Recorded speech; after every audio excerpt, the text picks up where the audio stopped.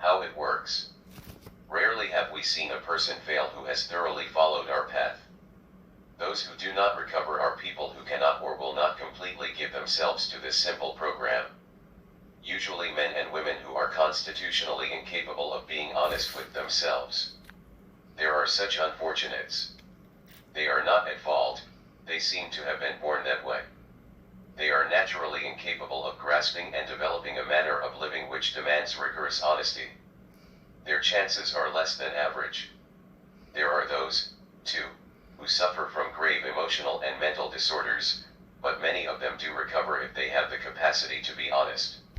Our stories disclose in a general way what we used to be like, what happened, and what we are like now.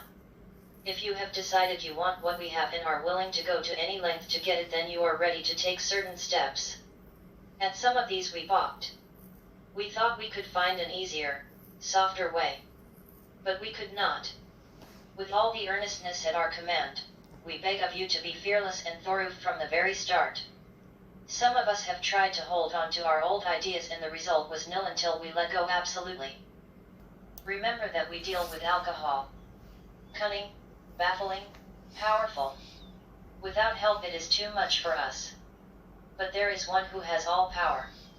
That one is God. May you find him now. Half measures availed us nothing.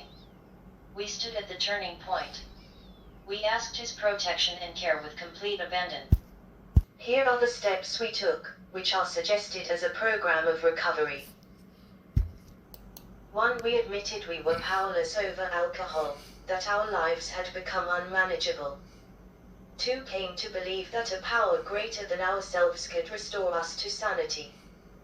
3. Made a decision to turn our will and our lives over to the care of God as we understood Him. 4. Made a searching and fearless moral inventory of ourselves. 5. Admitted to God, to ourselves, and to another human being the exact nature of our wrongs. 6. Were entirely ready to have God remove all these defects of character. 7. Humbly asked Him to remove our shortcomings. 8. Made a list of all persons we had harmed, and became willing to make amends to them all. 9. Made direct amends to such people wherever possible, except when to do so would injure them or others. 10. Continued to take personal inventory and when we were wrong promptly admitted it.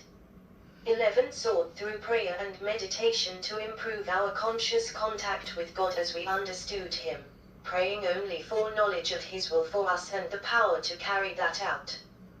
12. Having had a spiritual awakening as the result of these steps, we tried to carry this message to alcoholics, and to practice these principles in all our affairs.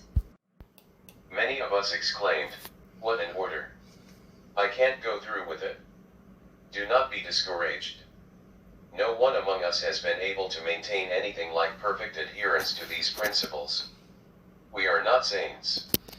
The point is, that we are willing to grow along spiritual lines. The principles we have set down are guides to progress. We claim spiritual progress rather than spiritual perfection. Our description of the alcoholic, the chapter to the agnostic, and our personal adventures before and after make clear 3 pertinent ideas. A. That we were alcoholic and could not manage our own lives. B. That probably no human power could have relieved our alcoholism. C. That God could and would if He were so